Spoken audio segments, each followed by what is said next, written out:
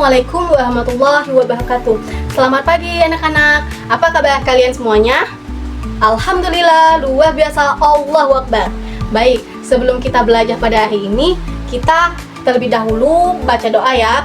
Ketua kelas, Ibu persilakan untuk memimpin teman-temannya doa bersama.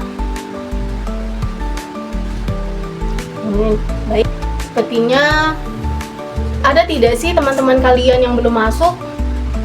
Nihil, berarti pada hadir semua ya. Alhamdulillah. Sini Ibu akan menjelaskan terlebih dahulu tujuan pembelajaran kita, yaitu mengenal arti bersuci dan macam-macam bersuci. Jadi sebelum kita belajar, kita ice breaking ya. Untuk ice breakingnya yaitu tepuk konsentrasi atau tepuk semangat ya. Tepuk konsentrasi. Aku konsentrasi karena aku ingin tahu. Guruku berbicara, aku yang mendengarkan. Siap. Nah, untuk kita semua. Jadi di sini Ibu ingin memperlihatkan kalian. Ini ada yang tahu tidak? Ini kegiatan anaknya sedang apa sih? Ya betul. Ini sedang membasuh kaki. Bisa dibilang dia mau berwudu dan bersuci sebelum melaksanakan ibadah sholat. Jadi di sini Allah Subhanahu wa Ta'ala sangat mencintai hambanya yang membersihkan dan bersuci, yang dimana bersuci ini suatu kewajiban untuk Islam, bagi kita semua intinya ya, karena Allah itu sangat mencintai dan menyayangi hambanya yang sangat mencintai kebersihan. Nah, salah satunya ini ya. Nah, salah satunya anak ini sedang membasuh kaki. Jadi Ibu akan menjelaskan apa itu bersuci dan macam-macam bersuci. Nah, jadi bersuci itu kan bisa dibilang yaitu membersihkan membersihkan diri, baik dari hadas ataupun najis, baik yang tidak berwujud apapun yang berwujud. Nah, maksudnya itu kita diwajibkan untuk membersihkan diri itu supaya kita dapat melaksanakan ibadah sholat, mengaji dan lain sebagainya. Karena tidak rugi loh kita menjaga kebersihan, apalagi kita bersuci, karena Allah itu emang sangat mencintai hambanya yang sangat menjaga kebersihan ya, yang dimana bersuci itu adalah membersihkan diri dari najis ataupun hadas. Nah, najis itu sendiri terbagi menjadi tiga macam. Yang pertama najis mukhafafah, yang kedua najis mutawasitoh, lalu yang ketiga najis mughallazoh. Nah, najis mukhafafah ini bisa dibilang najis ringan.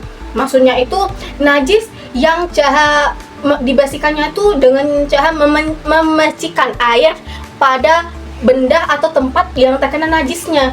Contohnya itu terkena najis air kencing bayi. Nah, itu bisa dibersihkan dengan diusap dengan air atau dipercikan saja ya. Yang penting kita membersihkannya menggunakan air pada yang terkena najis. Nah, lalu yang kedua itu najis mutawasito, najis yang bisa dibilang najis sedang. Nah, najis sedang ini contohnya itu darah, bangkai, itu kotoran manusia, air kencing manusia dan nanah. Nah, jadi kalau najis mutawasitoh ini bisa dihilangkan dengan cara menghilangkan bau, warna, zat ataupun rasa najis tersebut itu. Maksudnya tuh yang penting warna tidak ada, bau tidak ada warnanya lagi, dan tidak ada rasa zatnya lagi yang tertinggal.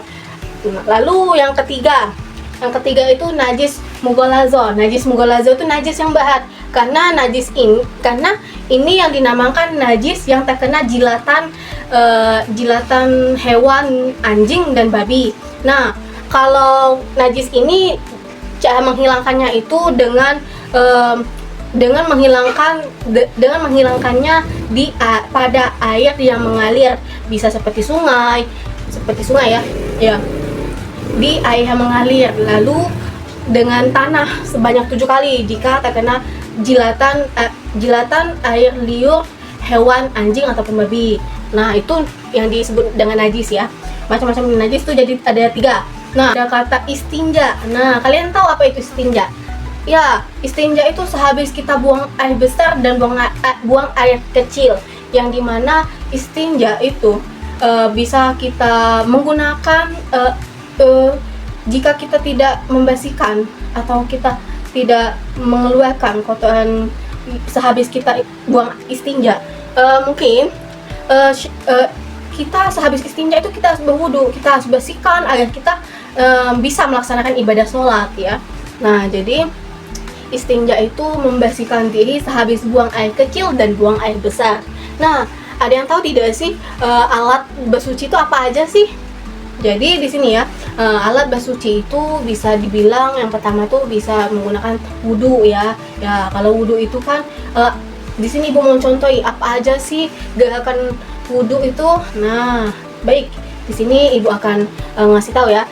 Di sini Ibu ada kayak sebuah lagu tapi menyesuaikan juga tentang cara-cara di dalam wudu. Nah, yang pertama baca bismillah lalu cuci tangan, kumur-kumur basuh hidung, basuh muka, tangan sampai ke siku, kepala dan telinga, terakhir basuh kaki lalu doa.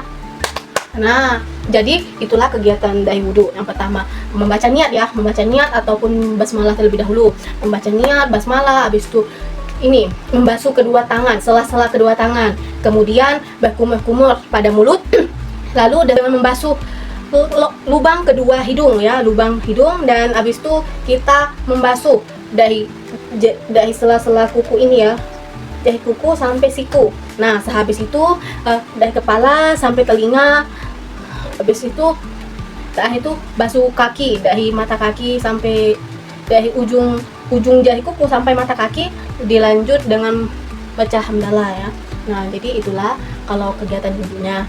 Nah, adapun alat bersuci juga tuh ada yang disebut dengan tayamum. Nah, kalau wudu tadi kan menggunakan air ya.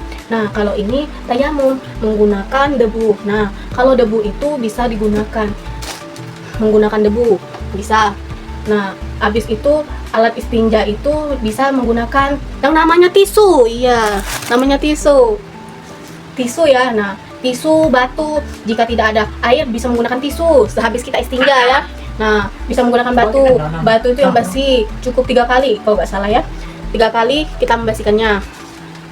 Nah, jadi itulah pengertian dari istinja, macam-macam istinja ataupun alat bersuci. Di sini Ibu akan membagi kalian menjadi kelompok untuk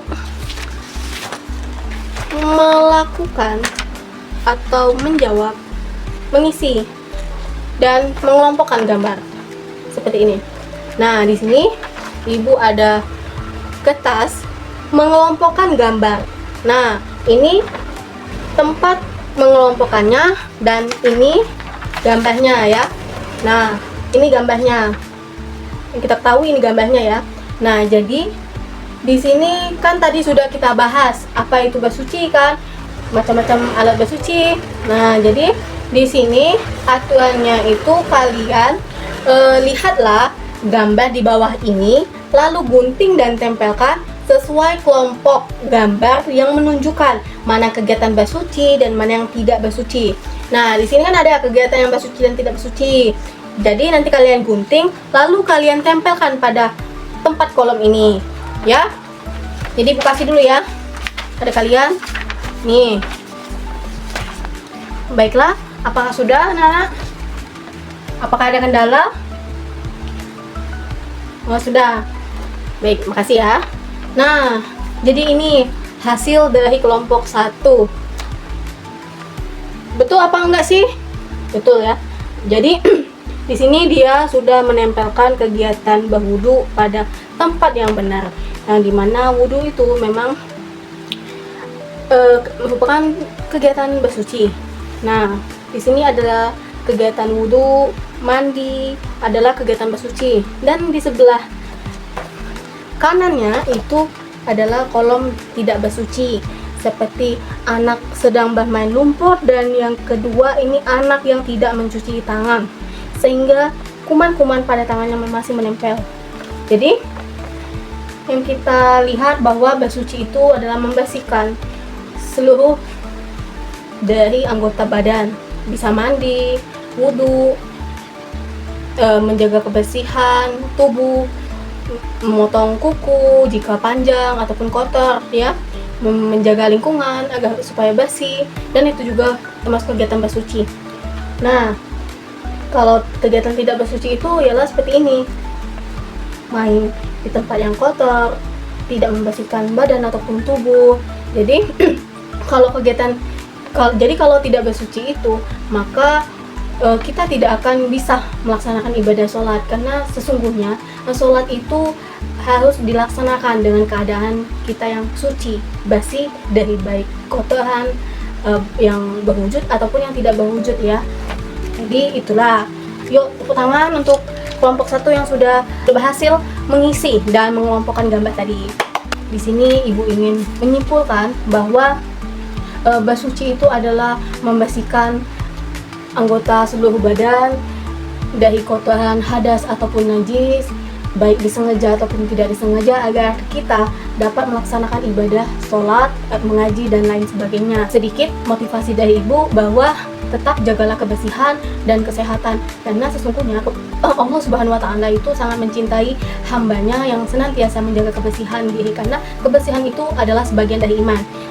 Mungkin itu saja pembelajaran kita pada hari ini. Jika ada salah kata dari ibu, mohon maaf. Kepada Allah kita sama-sama mohon ampun. Semoga dengan adanya pembelajaran pada hari ini, kita semakin bisa lebih mengetahui dan menjadi ilmu yang bermanfaat untuk kita ke depannya. Itu saja yang dapat ibu sampaikan. Wassalamualaikum warahmatullahi wabarakatuh.